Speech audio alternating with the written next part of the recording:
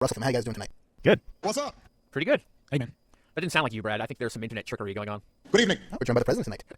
What's up? So tonight we're here to discuss episode 306 of The Walking Dead, Hounded. But before we do that, Russell, why don't you tell these lovely people about our sponsors? This episode of the Walking Dead TV podcast is sponsored by Discount Comic Book Service. That's DCBService.com, where you can save tons of money off your comics, trades, hardcovers, shirts, gadgets, all kinds of cool stuff there at DCBService.com. This month, some highlighted specials are Walking Dead monthly number 106. You can get it for 40% off, and that would be $1.79. So regular cover price is $2.99. You can get it for $1.79. There are tons of Walking Dead related t-shirts that you can pre-order as well, all 40% off. So great deal. My favorite for this month, as I discussed last week, was the Walking Dead silicone ice tray. And actually, you can make more than just ice in it. You can make gummies or chocolates or whatever. So they're really cool. There's like zombie heads and I think an arm and the Walking Dead logo. And it's 25% off. You can get it for $11.24. So that's a really cool deal. There's tons and tons of stuff. Again, all of the Marvel and DC hardcovers this month are 50% off. So if you've been wanting some, if you want to get caught up on some of the trades, especially the new DC 52 stuff, now's a good time to do that. They're still having bundles of the new Marvel Now comics going on. So you can get a bundle for 50% off of all of the Marvel Now stuff coming out that month. Another issue I'd like to highlight, just for you genre fans out there, there's a new Star Wars number 1 comic coming out from Dark Horse, and it's 50% off this month, $1.49. And it's written by Brian Wood. So it's kind of the first new like regular original trilogy Star Wars series that's been kicked off under the just plain Star Wars name, I think, since the original 77 series. So I'm looking forward to that. And really cool Alex Ross cover on that, by the way. So DCBService.com, we thank them for their support of the Walking Dead TV podcast. Johnny, I believe we have some feedback from last week's episode of The Walking Dead. Why don't you play that now? Okay, I have a few from Say the Word. First email from Angel. She says, first off, let me say that Danny from iTunes is a pud. Wow. Well, hey. She says, Penny remained calm until he pulled her hair accidentally. Does this mean that walkers can be calm and or feel pain? I guess I never really thought about that. Any thoughts of what's the history of zombies feeling pain, Jordan? There's really no precedent for that, is there? I don't know if you want to describe it as feeling pain and feeling like, when you reach out and touch a hot stove, your brain automatically cools back from that. Maybe they can feel that, but not the actual pain. Their brain just knows to pull away. Maybe that part of the brain is left, or maybe it's the reverse, that they feel something, but they don't know that it's actually pain. They just know that they're feeling something. I kind of mentioned last week that when he started playing the music, it seemed like she calmed back down again. So it seems like there's something going on there. I'm not sure exactly, what we should take from this moving forward. Maybe with the governor having his own little lab down there, we might see some more information about experiments or what they tried or what they know that works. Things like that. Hard to say. She mentioned some other parts of the show that were kind of cleared up this week, so I'll skip over those. She says Daryl waltzes in, grabs a newborn baby like an expert, feeds her first bottle. Okay, suspension of disbelief is one thing, but not even one sentence to explain how a man like Daryl came by these skills. Although I love the scene, it was a bit awkward to take in. Yeah, Daryl's kind of super Daryl. He reminds me of Kate on Lost a little bit. He can do a little bit of everything. But to be fair, holding a baby correctly is not rocket science. True, there's a lot of people who can't do it for some unexplainable reason, but it's not that difficult. If he's ever been by a baby before and has been yelled at for holding it wrong, he'll probably remember. He was comfortable. Maybe that was the... It's not a time bomb, it's a baby. Oh, you don't know babies, Jordan. Oh, yes, I do. Stinky ones. You know how many people in my family? I would agree with Jordan. I've seen and experienced it myself, my own children or other people's children, where they're just going nuts, and somebody, for some inexplicable reason, will pick the baby up and the baby will just shut up immediately. So once that happens, it gets easy to hold that baby. So I don't think it's rocket science either. Yeah. You can shake him really hard too. No, you The can't. Walking Dead TV podcast does not endorse anything coming out of the mouth of Johnny M. We also received an email from Mark, but Mark's bit of predicting was wrong, so we'll thank Mark for his email and move on. He did say, thank you guys for your awesome work. We really appreciate it. We got an email from Damon. He says, first off, I was happy to hear everybody back on the podcast since the storm. Really enjoy the interaction between everyone. Thank you for that. He says... I'm going to paraphrase a little bit here. 3 things I wanted to bring up. First, please don't let Carol be the search for Sophia Part 2. So we think, I guess as we cover this episode, that will be cleared up a bit. Second, in Say the Word, did you notice the sheriff's duffel bag in the governor's office when Michonne looked around the room? Yes. Maybe foreshadowing, but maybe it means nothing. What do you guys think? Yeah, there was some discussion about this on the Facebook page. At first, a couple people thought, when's the last time we saw it at the Vatos? But then we also actually last saw it in the season 2 finale. Andrea had it. And she dropped it. Well, last time we saw it, she dropped it, I guess, after she left the farm, but before she ran into Michonne, just before. So how close to the farm has the governor's people been? I'm wondering if the fire may have piqued their curiosity and had them go back and look and find it. But yeah, I noticed that. And I can't believe I didn't say something about that last week. But yeah, I thought that was interesting. It's probably the same duffel bag because sheriff departments usually only have one duffel bag apiece, right? Yes, but in the world of television, at this point, why would they introduce a new sheriff's bag that just looks the same and leave it in the background and not mention it if it wasn't the same bag? I have a feeling it was more of a, this prop would look good back here type of thing instead of a story element. We'll see. Damon says, and finally, I really wanted to see more of T-Dog. Really enjoyed his character and was looking forward to see what would have happened when he and Merle met face-to-face again, but sorry to say that won't happen now, and he will be truly missed. R.I.P. TD. Yes. Thanks for all the great shows, and keep up the good work. So thanks, Damon. Thanks for everybody who emailed in. And I think we do have one voicemail as well, don't we, Brad? Yeah, it's about last week's episode. So this is going to be a 2-part deal here. One part his audio, one part mine to support what he's saying, or to examine what he's saying. So here we go. Hey guys, just wanted to drop you a line saying I really enjoy the podcast. I like the job you guys do on analyzing the show scene by scene, adding your particular observations. You guys do a really good job. Just found you guys on iTunes earlier this year. One comment I'd like to make about last week's episode. I know I may be crazy. I've watched the episode and the scene over and over. It kind of sounds to me like when Rick is stabbing the bloated body of the zombie, which may or may not have consumed Laurie's body, he's yelling slut, slut, slut. I realize the person can convince himself, words being said in a song or maybe dialogue in a show, a movie, and that what he hears might be totally different to what's being said. But boy, I'll tell you, it sounds like in his fractured state of mind, he's finally showing his frustration and anger at Laurie. But I know I may be crazy. If you say I am, I'll still listen to you guys. Keep up the good work. Danny O, the man in brown. Danny O, I don't think you're crazy. I grabbed the audio from the clip that he's talking about. I'm going to play that next. I've got it queued up. So what you're going to hear is Rick stabbing the belly. You're going to hear that 5 times before Rick ever makes a sound himself. Then he makes 3 noises. The 3 of them sound different to me. I can hear kind of what Danny O is saying. So let me play that for you guys right now. Like I said, you're going to hear 5 chucks of the knife, and then you'll hear Rick making noise.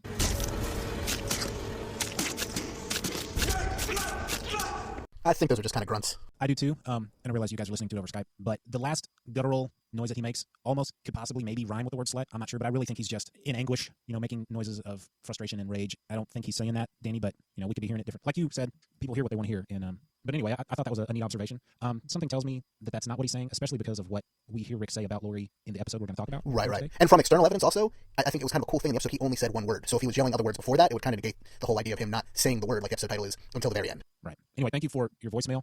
We really appreciate that. I have iTunes going pulled up, so I might as well go ahead and read. We got 2 new iTunes reviews. Johnny, who was the girl that sent the email that said that one iTunes reviewer was a pud? Angel. Okay, Angel, I think I got another pud for you. November 15th, Terra Nova fan says, well, there's your problem right there. Yeah, I'm glad you said it. You're a Terra Nova fan. This is probably why your taste in TV shows and podcasts are the way they are. 1-star review, boring and terrible. I listened to the first episode of this podcast, and I found I could not listen anymore. They are boring, dry, and talk way too much about the comics. If you want a real podcast to listen to, go to blank Walking Dead podcast for a much more fun podcast about this show. I'm not going to pimp somebody else's show. I'm sorry. That's why I blanked it. They can pay for a sponsorship if they want their name read. No, I got no problem with that. If you want to pay us, you can talk all the crap you want. I can read it. I was being silly. No, I'm being silly back, but we still don't need to read it. Okay. Yeah, Terra Nova fan, I think you answered your own question there. You listened to one episode of our show. So anyways. And The first episode might have been really boring. Well, that's the way it is with new shows. You got to even Terra Nova. The first episode was like, what? And they never did find their feet. But Is that the dinosaur one or the one where everybody loses power? That was the the dinosaur. dinosaur one. Oh. The one where everybody loses power is Revolution, which is I know. heads and shoulders above Terra Nova. Anywho, the second iTunes review we have is 5-star review by Outlawed Paint, but the title of the review is Reread the Comics, guys. He says, sup, in your last podcast, you didn't think the fight was staged in the comics. It was. I said so. Well, it's been a while since we read the comics. Me too, but I'm just saying, there was at least some discussion about it, whether it was or not. Let me finish his review here. I actually can't read the next line of his review because it is a spoiler for the comics. Let's see. Remember after blank, and one of the fights was also in there. One of the fighters was also there getting ready to fight. The other fighter comes in mad because he got his teeth knocked out and stabs and kills the other fighter, thus making a nice fight in the arena where she kills the fighter. All the zombies with roaster. So anyway, he's comparing he's telling us what happened in the comics. Even I believe some of that. Even if you guys think we need to bleep more of that, we can just cut out this review. Although it's a 5-star review, and the end of it says best podcast out there for Walking Dead. But please reread the comics so you remember. Thank you for the iTunes review, but in future, you can always email us at comments@walkingdeadtv.com. It's a lot more direct and more likely to get to us than an iTunes review. I want to give a special shout out to Terra Nova fan. Hope you're doing well. Something tells me he's not going to hear this. He's not watching Terra Nova for sure. Well, he might be. He just has it on VHS. He watches it over and over again. Yeah, he's got it on loop. Okay. Alrighty, so without any further ado, let's talk about episode 6 of season 3 of The Walking Dead, Hounded. So the episode starts with Merle and 3 of his fellow Woodburyans as they search for Michonne in the woods. They've been ordered by the governor to track her down, so she cannot get away scot-free like she might have thought at the end of the last episode. I believe it's pronounced Michonne. Well, if you're Michael Rooker, maybe. I love the way Rooker says that. I love the way he says Michonne. He's relishing the whole word. So they come across some zombie parts, and one of the guys realizes that it spells G and O with the 2 arms and the 2 legs, and then the torso of the zombie is face down, or at least torso down, meaning it's a back. So it's a message that says, go back. They decide not to follow her really smart advice, and she jumps out of a tree. She kills 2 of the guys, Tim and Crowley. Merle shoots at Michonne and hits her in the leg, but she escapes into the forest because there's a whole bunch of zombies around, and so that leaves Merle and Garulio, although he calls him Neil because he can't pronounce Garulio, and they take out the 2 dead men because they don't let their own rise. Merle says that's their whole thing. They do not let their own turn into the biters. Michonne's darting in and out from behind trees and always ending up behind them and stuff. It was a little silly, but I think the reason that it's silly is because she's a character that probably needs a little more backstory to fill in. You mean like any backstory? Yeah, well, right, but you can get away with no backstory with like normal everyday characters, like all right, redneck, fine, sheriff, fine. You know what I mean? But when you have ninja samurai skill person, you really need to explain it a little bit. So I don't know. I think we're gonna get that. We haven't seen many flashbacks about other people, but I think we're gonna get some Michonne in the future. Yeah, I have a feeling, especially the way this episode ended up, she's gonna have some explaining to do, I think, to the people she's come across. Let's just go through this whole storyline now because we split up a few times throughout the story. So they follow her. I like it when you do that. I like it when you consolidate because after a while it gets kind of confusing. Yes, it does. And, if it's not necessary to tell the story in that order, I would just recommend. I would suggest. I second your notion. All right. I second that emotion, as they say. So, Garulio, who's been kind of antsy, kind of scared of going out in the woods in the first place the whole time, by the end of this, by the time Merle makes him kill, or at least put out of his misery and stop from rising, either Tim or Crowley, I forget exactly which one, after he does that, he's kind of like, okay, well, let's go after her, and Merle says, no, she's heading into the quote-unquote red zone, she's wounded, she's essentially dead, we're going to go back, we're going to tell the governor we got her, and that'll be that. And, Garulio, stands up to him and says, no, we're going to go after her, and he says, you know what, you're right, you're not going to tell the governor that, and he shoots him right in the head. He gave him the misdirection first. He's like, "What's that, a bird?" Yeah. What did he say? Never fall for the old bird trick. Did anybody else think, whenever he said his last name, did anybody else in their head hear Cornholio? I will now. Yeah, I did. Both times. Merle is it's funny. He's kind of bouncing back and forth right now between badass and like weasel. Like really bad dude versus like sniveling little weaselly guy. You guys feel that at all? Yeah, a little bit. I thought they tried to make the jump in the fight that we talked about last episode. Brad, you had mentioned that you felt like it solidified him as badass and stuff. Yeah. But he's not acting really badass here, is he? He's just kind of like I don't know. Well, I mean, he seemed quote unquote normal Merle to me until he's like, nah, we're just gonna lie to the governor. Yeah. That's your weasel. I know we kind of have moved past this train a little bit, but I just got to jump on your ninja thing with Michonne. The more I think about it, the sillier it is. That's why you're not supposed to think about it. Why are you whispering? So no one hears me. She does it later in the show, also, which we'll get to here in a minute or two. But it's just he walks. Okay, we'll get to that scene in a minute, but I guess we'll bring it now. He walks into the middle of a huge open area. The camera almost does like a 360 around him, so she's nowhere around. It's a very Jurassic And then Park all of shot. Yeah, and then all of a sudden, boom, she's there. I just, whatever. That was to borrow your term, Johnny. Bit eye rolling. And then the head's rolling. Am I right? Never mind. Boom. So we'll pick up with that storyline in a bit when it comes together with the rest of the plotline. But back at the prison, Rick picks up the telephone like we saw at the end of last episode, and he hears a woman's voice. She tells him they're in a safe place, they're away from the zombies. He tries to get her to tell her where exactly they are, but she won't tell him, and she ends the conversation. So I think she says either I'll call back in 2 hours or she doesn't say anything. But at one point she says she'll call back in 2 hours. So Yeah, that was in. he picks it up. It rings. It rings. He picks it up, and this time it's a man's voice on the phone, and he's pleading for let our group in if you feel safe. I've got a son. Pauses and a newborn. And he doesn't want to, but he admits his wife is dead. And when the man asks how she died, Rick doesn't want to answer, and the man cuts the conversation short. And was it between the first and second call, or the second and third call, where Rick gets cleaned up and heads back to the rest of the group? I think it was in between the first two. So in between the first two, he heads back to the rest of the group. Before that, he showers, he at least cleans up, he puts on a clean set of clothes, and he at least acknowledges the group and that he's not in a crazed, murderous rage anymore. He's at least calmed down, and they talk to him for a few minutes, but then he heads back to the phone room. And at some point, Herschel comes in, and they talk for a bit, and Herschel explains, your wife was going to tell you that she was sorry. She was sorry that all this happened. She never got a chance to, but that's why I'm relaying the message now. She really wanted to atone for things. And when Rick explains about the telephone call, Herschel picks up the phone, listens for a second, puts it back down, and offers to stay with Rick. But Rick says no, this is something he needs to do alone. Let me ask you guys a question. Did you recognize these voices? I know. I was trying to. Ever since that one dude said something about us talking about the comics too much in the show, I feel like that's all we've done since he brought that up. But it's hard to talk about the storyline without comparing it. So can we separate the comic from this as readers of the comic? Well, I think once it happens in the show, we go ahead and spoil the comic. That's what we've done. Okay. All right. That's what we've done with all the other major events. Eventually we find out what the deal is with this. So, and we'll say that this was similar in the comic. It didn't happen quite this way in the comic. It was always, we assumed it was always the same person that Rick spoke to on the phone in the comic book. So I imagine the four of us kind of expected that to be the case here. And although I should say, Russ did hypothesize last week in a part that I cut from the final episode, so it's not spoiling anybody. I believe it ended up in the spoiler zone. He hypothesized that this might happen or something very similar might happen. So props to him. Yay. Okay. I was very expecting half-hearted. Yay, Russ. Yeah, I know. I was expecting to hear Laurie's voice first, and when it came up, not her voice, I thought, okay, this is new and different. So at that point, I didn't know what to expect. You know whose voice I thought was the male voice? Because it was I think they were playing up the distortion angle and the fact that it was a phone call. I thought it was Rick's voice for a minute. And then, we find out later it was Jim. It wasn't Rick, but I knew it wasn't Shane, and I knew it wasn't Dale. I thought it might have been supposed to be Shane. Yeah, it didn't have enough. I don't know. Shane had a pretty distinctive, Yeah, his drawl or whatever. Right. Yeah. So I thought maybe it was Rick. Like it was, again, and it kind of fit in. And then I was like, well, I couldn't figure out who the female was at first, and then it, obviously at the end it made sense. But I thought it was cool. It just occurred to me that if we could actually listen to the voices. What a great idea. Yeah. What a wondrous age of technology we live in. Here's the first voice. We can pull our weight. We can help you. I have to talk to the group. We'll put them on. Let me make a case. Let me talk to them first. Please, don't go. Just, please. We're good people here. We just need some help. We can help you. I'll call back in 2 hours. Please. Knowing now who that's supposed to be, I wouldn't be surprised if that was the actual actress. I believe it actually was. I know Laurie definitely was, and Amy it actually was. Jim and Jackie, I'm not entirely sure, but I got the impression that everyone was really who they were supposed to be, which is really cool. That was a pretty powerful Andrew Lincoln scene. I mean, that was Yeah. He's got some chops. These last 3 episodes for him were great. Yeah, he's really putting his best stuff in. Here's the second. How many people have you killed? 4.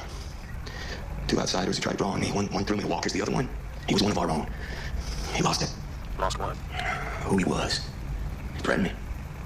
Tried to kill me, so I killed him. How'd you lose your wife? How do you know I had a wife? You have a boy and a baby.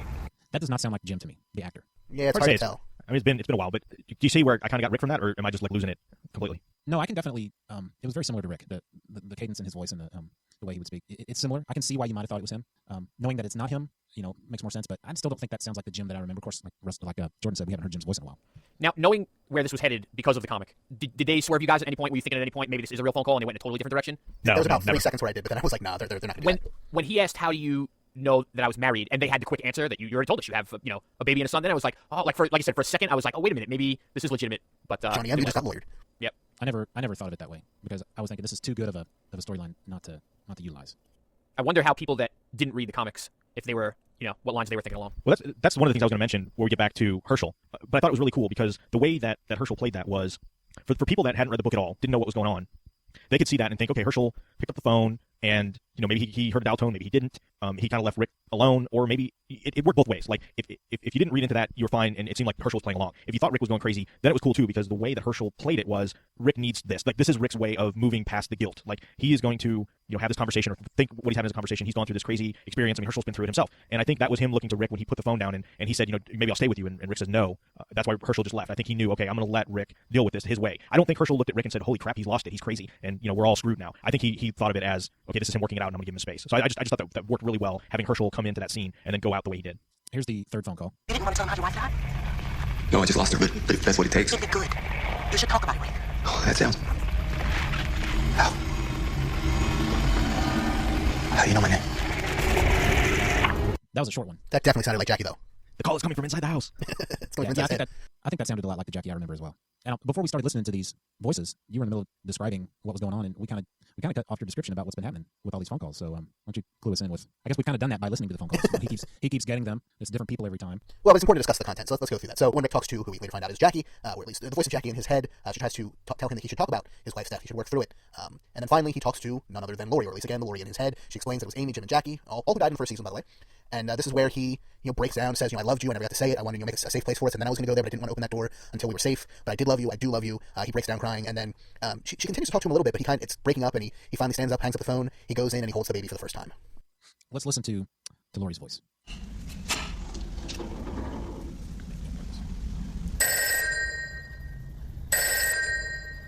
He's just staring at the phone now. It's like he knows what's going on. How did you know my name? Because we know you. How do you know me? And you know them, Rick. The people you were talking to today, that was Amy, Jim, Jackie. Lori?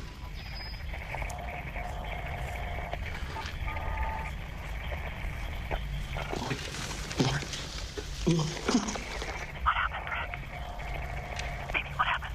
That completely and totally sounds like Sarah Wayne Callies. And it definitely was. She actually called in from Vancouver, I believe, or at least somewhere in Canada where she was on another set, and she did that conversation. She acted out that conversation live with Andrew Lincoln. On that phone? Yes. That's awesome. So that was an actual... Or I guess they could have pumped in her voice from another source, but it was at least live in the room when he was talking to her. That's awesome. 2 out of 3 people that answered my tweet did think it was real for short periods of time. Oh, yeah? So I guess if you didn't read the comics, I guess there was a shot. Even though if you didn't stop long enough to say how the hell is a phone working. Right. Well, I mean, phone lines are separate than the power lines. A lot of times, if your power does that, if you have a actual plugged-in landline phone, it'll continue to work if it's not an electronic phone. Well, yeah, and what was awesome was it was an old school rotary phone. I mean, it was like it just I don't know, it just added to the creepiness factor. It added to the kind of the mystery of it all. It came across very well. I think having the other I agree. voice. If it had sounded like a phone that Jack Bauer would pick up, beep beep beep, Yeah. one of those, it would have been odd. But the creepy analog, for lack of a better word, phone ring was pretty awesome. That's how the Cylons can't jack into the phone lines. Exactly. 3 out of 6 now. Anyway. Oh, our percentages are dropping. So that is the Rick storyline in this episode. At the same time, we've got Andrea over at Woodbury, who talks to the governor earlier on in the episode, and she admits that not only did she actually kind of enjoy the gladiator tournament from last episode, but she really dislikes the fact that she enjoys it. And he pretty much says, there's nothing wrong with enjoying it. That's just our way of life here. And they hit on each other a little bit. And eventually he says, you should come up and work on the wall, or she volunteers to work on the wall. And he says they're going to get her some archery training. So she goes up on the wall where she meets a young girl whose name, according to my synopsis anyway, is Haley. And they talk I thought about it was Katniss. and they talk about No, she definitely is not Katniss. Yes. Yeah, it's funny how she talks about how good she is and then she misses. yeah, she's terrible. And she's also possibly homicidal, because she talks about how she killed her dad for the bow, and then Andrea plays it off as, no, that's not why you killed him because he was a walker. And Haley agrees, but I don't know if I necessarily buy her agreement. I think she might just be homicidal, because that's the type of person the governor seems to gravitate towards. They tend to gravitate towards him, at least for the people on the wall.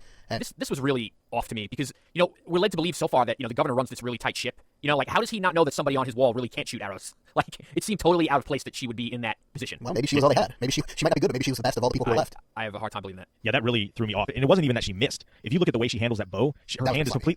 completely unsteady. I mean, she's shaking, and I don't know if maybe that was just because she just isn't strong enough to pull that bow. It was a production thing. And it wasn't meant to be a reflection of her character. But yeah, that whole thing was I don't know. It just seemed odd to me. It's like, why would you put somebody in charge of training somebody with a bow and arrow and then have them come across as just the mechanics of it as being incompetent, and then the execution of it being incompetent? It was a good question. Like you guys said, she shoots at the zombie twice, misses, so finally Andrea grabs a knife, jumps over the wall, and stabs it in the head. To which the whole time Haley's going, you're not supposed to go over the wall, we're not supposed to go there unless we absolutely have to. So Andrea apologizes, comes back, and later on the governor calls her in, and basically tells her, yeah, good work, kind of, but you're off wall duty from now on. She went rogue. So the two of them go out onto a kind of backyard area, maybe a porch, it was hard to tell exactly. They share another drink, some more flirting, some more double entendres, and eventually they end up in bed together. So some TNA for the first time in a while on The Walking Dead. Or at least more so than we've gotten from Glenn and Maggie for the most part. That's more just implied. One of the things with that scene on the patio that I found interesting was the governor talking about how comfortable he was. Like, to him, it almost like I got the impression that he's happier with his life in this environment than he was with his life outside. I mean, other than his wife and his daughter. Well, we know the daughter's zombified. I'm not sure, what the situation exactly was with his wife, but he appears to prefer this life as opposed to the old one. It's like he has more comforts, and he gets to do all this crazy stuff, and he's respected, and people look up to him, and he's almost like a cult leader at this point. So I thought that was interesting that he confided that in Andrea, and it obviously didn't scare her off. Did you guys read the novel? Not yet, I plan on it, but I haven't yet. The first one you're talking about, right? Rise of the Governor? Yeah. It kind of, I won't spoil that, but it kind of lines up as you learn the way he became the governor, or on his road to becoming the governor, and what he was, beforehand. It would line up if that were. It wouldn't surprise me if Robert Kirkman said, yeah, that's going to be canon. That's going to be his official backstory.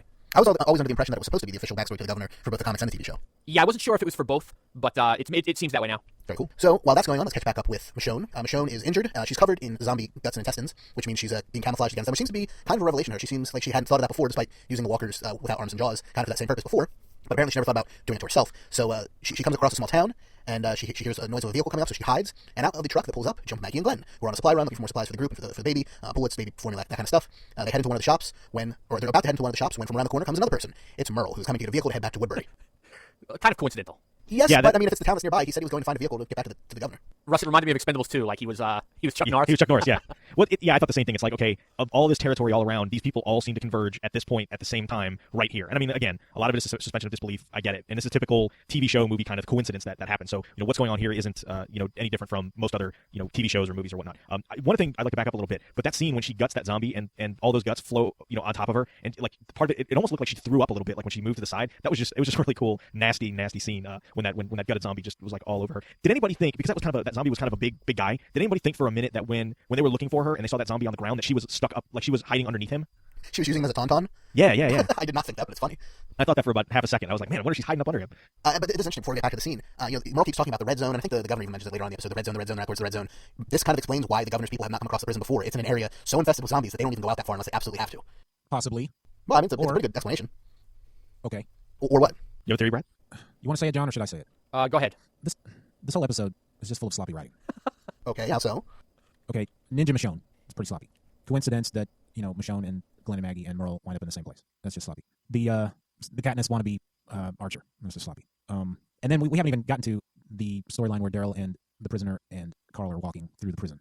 There's another bit of sloppy writing there. Okay, we'll get to that one. Yeah. So Michonne is hiding behind a truck. Merle comes around the corner. He sees Glenn and Maggie. They all draw down on each other. He gets out of him that his brother's alive. He asks them to take him to his brother. They refuse. They say, you stay here. You need to trust us. You stay here. We'll go get your brother. And if he wants, he'll come out and meet you. But we're all going to leave here in one piece. He even puts his gun on the ground at first, but he's got Garjulio's gun in his back pocket, or his gun in his back pocket, and Garjulio's gun is in his hand and then on the ground. So when they're not expecting, he pulls out his gun. He fires. They scatter. Glenn comes around the truck and finds Merle with his gun to Maggie's head, and he makes them get in the truck. And they say, we're not going to take it back to our camp. And he says, that's fine. We're going back to mine, or something to that effect. I was a little disappointed with Maggie. She was really spooked in this situation. And episodes prior, she was starting to get a little more handy with the machete, and she was killing a lot of zombies and stuff. But she was really shaky when Merle was staring her down. I think she was thrown, given that Glenn knew who Merle was. Like, that added to the tension and maybe to the surprise factor. Maybe she kind of mentally let her guard down just a little bit because this is not somebody that's a complete and total stranger, and that Glenn seemed to know who it was. And then when it all went south, just that moment of panic kicked in. And I'm sure at this point, Glenn has probably told Merle stories to Maggie. I would think. Lots of pillow talk time, so sure it's come up. Up in the guard tower, they got nothing else to discuss. Thank you, Brad. So, back at Woodbury, the governor and Andrea are interrupted by a knock at the door, so he throws on a robe. He walks out, he finds Merle, he asks if they got her, and Merle lies and says yes, they got Michonne. So the governor asks for her head and for her sword. Merle says, we were trying to get her, but we were overrun by zombies, so we had to leave her behind, but she's definitely dead. You can trust me, wink, wink. But I've got something even better for you. And we see in some part of Woodbury, Glenn tied to a chair, and we know things are about to get pretty ugly on that end of the front. Meanwhile, in the prison, while Rick's storyline's going on, while all these other storylines are going on, Daryl, Axel, and Carl are going through the prison, clearing out some more zombies, when one sneaks up on him, and they all shoot him. It's a very Boondock Saints moment when they all shoot him with an arrow and two guns. Falls over dead. In The Talking Dead, they referred to him in the in memoriam section as the overkilled zombie. Yes. And when they look at the corpse, they find a knife in its neck. And Daryl says, oh, this was Carol's knife. And so he starts to get worried. And earlier on, as they were walking through the prison, they found one door there was some zombie knocking coming from the other side of it. And so they said, oh, this zombie's too weak to even open the door. We'll come back and get this one later. Okay, there's your sloppy writing. The Daryl we know would not have passed that up. He would have opened the door, taken care of business, and moved on. I understand why they did it. Yeah. It sets up the payoff at the end. But well, especially after what happened to Herschel. Like, would you really leave yourself open to get, and just everything they've been through? Would you leave one that you knew was walking around with a possibility that it might get away and get you? I mean, obviously, they were more confident in their abilities to fight zombies, and they've been hardened. But yeah, I'm with you, Brad. I don't think that Daryl would let this opportunity go by, especially if it was one that he thought was that weak. Why give the opportunity to sneak up on you later? And was that payoff worth it? I mean, it didn't. I don't know. It was way telegraphed for me. Like, I knew when he walked past it, I was like, oh. And when they found the knife, I'm like, oh, that was Carol in that door. See, I never put two and two together with that, and I'm thankful for that because I wasn't expecting it all episode. But as soon as we went back to him and he's sitting there outside that door, he's got that knife, he's banging it in the ground, and he's considering, he's pumping himself up to go in that door. As soon as we got to that part, I figured it out. I was like, oh, Carol's in there. He's gonna open the door and almost kill her and find out, oh, it's Carol. So I'm glad that we went ahead and found her. Instead of having to wait 3, 4, 5 more episodes. Before they get there, though, earlier on in the episode, him and Carl have a really interesting conversation where Daryl explains that his mother died when she was smoking in bed, and the house burned down around her, and he wasn't even able to find his mother's remains. The fire was so bad, it just completely ate up everything. Kind of trying to relate to Carl, to which Carl says, yeah, I had to shoot my mom. She was out, but I had to shoot her in the head. So, yeah, I killed her. And Daryl basically says, sorry about your mom, and Carl says, sorry about yours too. And it's one of these scenes where, I don't know, what was your guys' take on it? I mean, I thought it was very effective. Give you some more information about Daryl's past. It has him relate to Carl. I liked it overall. It baffled me, to be honest with you. I was just like, what the hell kind of story is that? Like, why would you... I mean, granted... He's just trying to... He's like, I know what you're going through, man. You're not alone in this. I know, but it just seemed like the worst thing you could possibly say is like, let me relate the story to you about how my mom died, given the fact in a violent, crazy manner, knowing how your mom just died. Like, I don't know. It didn't work for me, I guess is what I'm getting at. It really didn't work for me. To me, it was the zombie apocalypse version of a It Gets Better YouTube video. I like the part where Daryl, I guess, said when it was happening to him, it was like it wasn't even real, and that's when Carl was like, oh, I shot my mom, it was real. That was the highlight of it for me. We should probably, since Jim wasn't able to join us, we should probably bring up his theory that he posted Saturday afternoon on the Facebook page. He says, got a theory, Rick found a bullet casing on the ground and a burn mark on the cement. What if Carl didn't shoot Lori? That would explain where the Lori leftovers were. How could that zombie have eaten her bones and all? And would be a great shocker later in the season for Rick to be attacked by Lori as a walker. I really liked that idea. You do? I did, yeah. It made the disappearance of her body easier to accept. It happened, a similar thing happened to a character in the comics. We thought this character killed another character. It turns out he was unable to do that, and we saw the result of that later. So I kind of thought maybe they might be doing that. I would have liked it simply because it would have explained, it would have been easier for me to accept that instead of the zombie eating 99% of Laurie. Yeah, I like that part of it, but let me rephrase the whole thing. I don't think it's a bad theory. That's not what I'm getting at. I just don't want to see that happen. Like, I don't want Laurie to come back and attack Rick. I feel like we've been there and done that, and Yeah, I don't want to see she's zombie gone Laurie. now, and let her be gone. It would have been worth it to me to explain the nonsense of the zombie eating her body. Well, I kind of alluded to this a little bit in the last episode, but since we're talking about it now, Laurie's body had to disappear to add, and maybe I was expecting them to do a little more with the phone conversation in this episode than they really did, but her body being gone, I think, adds weight to the phone call thing. If her body's still... Is this what you were going to try to bring up last week when we talked about did the zombie really eat all of the body? You said you have a theory, and it has to do with the phone call. Yeah. And probably should discuss it next time we record. Yes, and this is what we're referring to. Okay. Right. Yeah. I mean, I felt like the body had to disappear, regardless of how it had to disappear. Whether a zombie completely ate it, whether it was drug off, whether whatever, burned up. Pick your demise. But because of the phone call, because Laurie being on the other end, if the body is still there, then like in Rick's mind, maybe it's not detached enough for that phone call to either work the way it did or to have the impact to him that it did. Like if he's either staring at her, what remains of her body, or just spent time looking at it or pieces of it or whatever, and this phone rings and he hears his voice, I don't think it works. I think knowing that body is gone and he didn't get his last image of Laurie is her as a whole person, not as either remains or a zombie or anything like that. And I just think it just all has to do with the phone call. And I'm in complete agreement. I kind of guess this is what you were going to say last week, and I guess correctly, but I'm right there with you. It adds more weight, it's more important, and it just works better if she's completely in that phone and completely in his head and not anywhere else extant in the scene. And at this point, he's crazy enough that we can say, if we want to, that her not being there was a byproduct of his insanity. That she really was there, her body really was on the floor, and he just wasn't seeing it because he was, mental. Well, don't you think Herschel would have said something when he walked in there? What would he say? Oh, it's Laurie, huh? Yeah, he would have looked at it. Something. You want me to help you want me to get somebody to help you carry the body out, since I can't do nothing but walk on these crutches? Something. I think after he realized there's no dial tone on that phone and Rick was needed some time, I don't think that would be a good time to bring it up right there. Probably not. Like we've already kind of talked about before, eventually, after Daryl finds the knife, he comes back to that door, and he's pacing back and forth. He's kind of stabbing the ground with the knife. He doesn't want to open the door because he assumes he's going to find a zombified Carol in there. He opens the door, and inside is not a zombified Carol, but a very weak, almost unconscious Carol, sitting, half laying on the ground. He picks her up, and he carries her back to the group. And the scene that ends our episode, Rick heads outside, he looks through the gate, and he sees Michonne, covered in zombie goo, carrying a shopping basket filled with baby formula. The two sides have come together, and we end our episode. Can we go over, because again, at first I was like, another big coincidence that she made it to the prison, but wasn't the princess, holy crap, wasn't the prison mentioned earlier? Yeah, Glenn and Maggie both mentioned the prison several times, so all she had to do was find a map in that store, find the nearest prison, head there. Right, okay. I think I think actually- we should mention that definitely. I think they only actually said the word prison once. Well, but it was at least mentioned. Yeah, but that's a lot different than several times. I'm pretty sure it was several, but they definitely say we're going to bring this stuff back to the prison when we get back to the prison, something along those lines. Enough to tell her that's where they are. Glenn opens the door, and he walks in, all those birds fly out, and he walks in, and she points at the ground and says, "Get that duck." He's like, "Huh?" She says, "Pick up that duck." Something about a kid shouldn't have to grow up in a prison. With no toys, something along those lines. Something like that, and I'm pretty sure that's the only time I remember them saying. I realize I'm being very picky. But, Just a little. So that is the complete episode recap. hey, is it just me, or are we off tonight? Really, we are definitely really off. Yeah, I don't know. What's going on with this? I think it's the episode, honestly. I think it's the episode. I think it's back to the... we talked early on that when they kind of do the split, like when they do this episode is about these characters, and they don't really touch on the other ones, that it seems like it's more cohesive. And because this one, it kind of bounced back and forth, there was a lot of, several plot lines kind of all going at once. And I think and I think... From my perspective, I think, and we'll get to ratings later, but I think this episode was probably the weakest episode of the season so far. And not that it was a bad episode, I just think, like, structurally, and like we said, the writing was off. And I think it's just hard for, I don't know, I agree. I'm having a hard time kind of grasping or articulating, everything that I have to say about this episode. It just feels like it's like we haven't recorded an episode in about a year, and we're trying to get back in the swing of things. That's what it feels like to me. It's You because gotta speak for yourself, so I'm locked in. it's because Jim's gone. That's what it is. We're down Maybe one. Jim's the glue. Jim's the glue that holds it together, and that's probably, Jim's the Frank of WDTV. yeah, most of the people that just heard you say that have no idea what you're talking Well, then about. they should listen to Half Hour Wasted, the wonderful podcast they can find at hhwld.com. Stop it. I will not. Make me a big bully. Bunch of hacks. It's odd because I think the Rick stuff worked really, really well. Like, I thought that was extremely well done, especially the way the phone kind of cut in and out, and there was a lot of distortion and things like that. I think that was solid.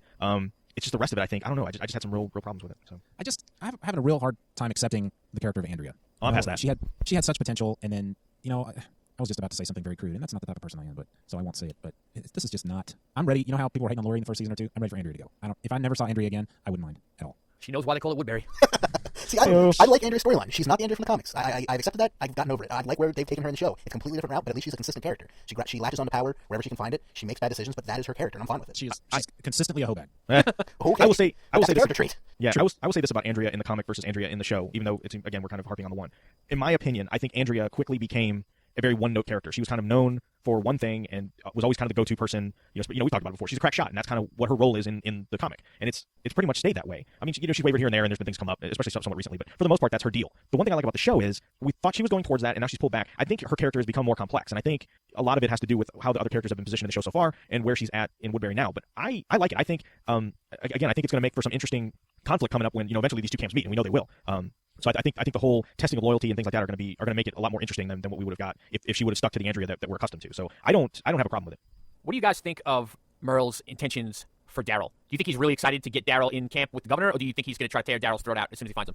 No, I mean, Daryl. Yeah, I was thinking about that. The last thing that Merle remembers about Daryl is that they were on the same side of things, so to speak. They were of like minds. He has no idea how much bonding has taken place between Daryl and these people. That's a good point. So he could actually be worried that they've left Daryl behind legitimately, or done similar things that happened to Merle. Right. He doesn't really lump Daryl into getting handcuffed to the roof or whatever. I think he'll still be emotionally, verbally, and physically abusive towards Daryl. I think that's just part of his character, but no more than he was in the past. Yeah, I guess what threw me off was the hallucinations that we've had in the past with Daryl and Merle, and how Merle acts with Daryl. I guess that sort of swayed my opinion as to how Merle might react to Daryl. I think that's in Daryl's head. So yeah, I think it's going to be more interesting too, because I think Daryl, it's either been explicit or hinted at, or maybe it's just I've heard so many Norman Reedus interviews and panels and things like that, but it's pretty common at this point, or at least known at this point, that Daryl is basically a child of abuse. Like, his brother abused him. He was in an abusive household, and I think with this group over the past 9 months, he's gotten past that. Like, he's found his place. He's comfortable. People look up to him. People respect him. He's him and Carol are kind of bonded. He thinks of Carl as like a younger brother, and they get along. And now there's this baby. I think when he sees Merle, he's gonna have a very different attitude towards Merle, and I think Merle, kind of like you guys said, is gonna think that it's the same Daryl he left, and I think that's gonna be the cool contention between the two of them. Is they've both moved on. They're both, I think from Merle's perspective, he's probably off the junk, and he's at least sobered up. I think he's still an a-hole, but I think he's expecting Daryl to still be this subservient,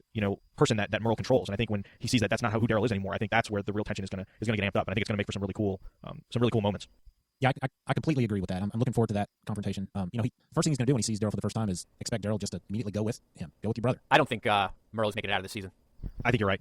I just don't. And it has nothing to do with how they're writing things so far. It's just that, we said it in the past. Rooker does so much other stuff in film that I don't think he's going to commit to staying on the television show full time. And I think there's a lot of ways you could kill Merle that would make it cool. Well, who do you want to see kill Merle? How do you want to see him go? Do you want to see Daryl do it? Yeah, I want to see Merle with his gun to Carol's head, and Daryl puts an arrow through him. How's that? That definitely would be cool. I would go with that. All right, guys, episode ratings.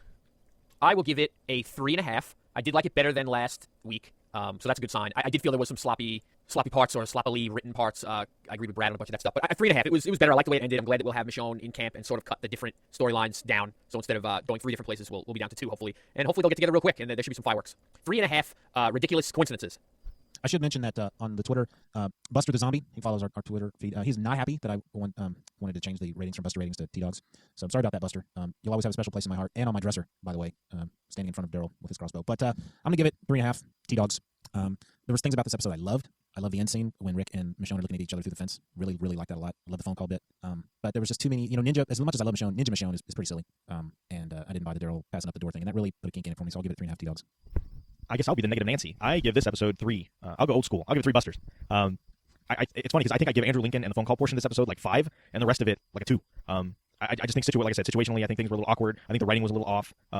It just some things didn't work for me. I like where the episode ended, and by ended I mean where the players are on the board now. I like the fact that Glenn and Maggie have been kidnapped in Woodbury. I like that Andrea's there. I like the fact that Michonne has found the prison. So it's all starting to kind of swirl together, just in time for us to hit that 8th episode halfway point. So yeah, but overall 3. I think this is the weakest episode of season 3 so far, in my opinion. Well, if Russ is going to be the negative Nancy, I'll be the positive Polly, and I'll say 4.5. I really did enjoy this episode. The ninja thing didn't bother me at all. The coincidence, at least in terms of Merle and Michonne happening across Glenn and Maggie, I literally cannot think of a scenario where these two groups who don't know where each other are come together in any way that's not a coincidence. Aside from big explosion goes off in the distance, both groups rush to find it, which is still a coincidence. That the explosion happened in the first place. I don't know how they get around that. And for me, this version worked. There's a small town. They both happen to be going to the nearest small town. That's where they meet up. In general, I thought the writing was fine. I kind of get what you guys are saying about Haley and her terrible bow hunting skills. Again, didn't really bother me. All these things you can always make an explanation in your head, and that's what I tend to do. When I can't do that, that's where the real problem's coming from me. So 4.5, I enjoyed the episode. 4.5 what? 4.5 stars. How about that? Whoa. Never heard that before. It was very generic. He thinks he's on he thinks he's on an episode of Real Heroes. It was very generic. 4.5 cold burning stars, because I just watched that episode of Doctor Who yesterday. Real quick on the Facebook, we got a ton of ratings from our friends in the Facebook group, which anyone can join. You may have to request to be added, but we'll get you in there as soon as we can. David gave it a 3, better than last week. Thank God it looks like it's back on form. 5 from Luke Smith. He doesn't know. He just really enjoyed this one, so that's fair enough. 2.75 from Allison, and then there's a 4 from Christopher, a 5 from Newt, a 5 from Alicia, 4.25 from Shane. So a pretty good range. We're looking at anything from 5s to 2.75s for this one. So a little bit of a bigger spread. Everard 4.75, Mary 4.25, Robert 3 out of 5.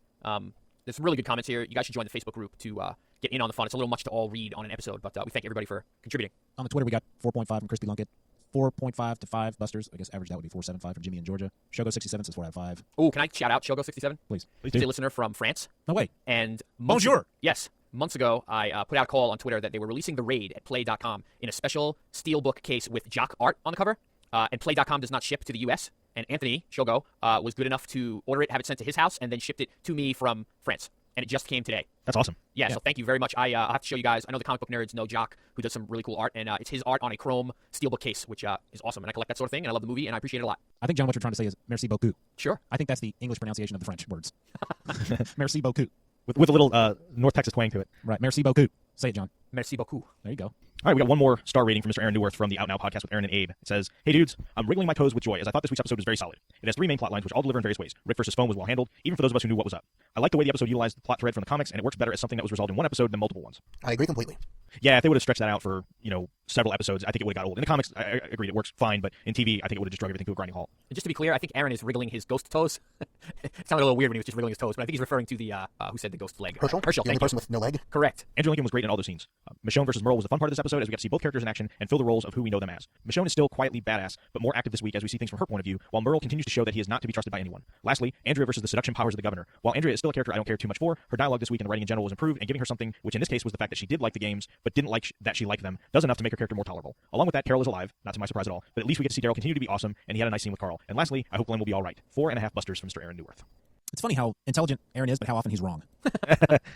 And Aaron's full reviews are always on WalkingDeadTV.com, so if you'd like to read more, these are kind of the paraphrased versions, but you can head on over to the website and check out his full review of every show, and he usually gets them up pretty quickly, usually very early Monday morning, I would say. So that's it for this week's episode of the Walking Dead TV podcast. As always, you can find all of our great shows at WalkingDeadTV.com or HHWLOD.com, as well as all of our contact information. Also, special shout out this week to the Baltic Effect podcast. That's at BALTICEFFECT.com. I guest started on their most recent Walking Dead episode, and we had a lot of fun. It is an explicit podcast, though, so just be aware. And so until there's no more room left in hell and the dead walk the earth, remember, we never let our own turn. Have a good week, everybody.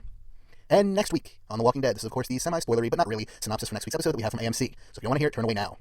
The synopsis we have for the episode entitled When the Dead Come Knocking is: the governor seeks information from Glenn and Maggie, who have been taken prisoner by Merle. Meanwhile at the prison, Michonne forces Rick's hand. Sounds like a good one. See you next week, everybody. Good night.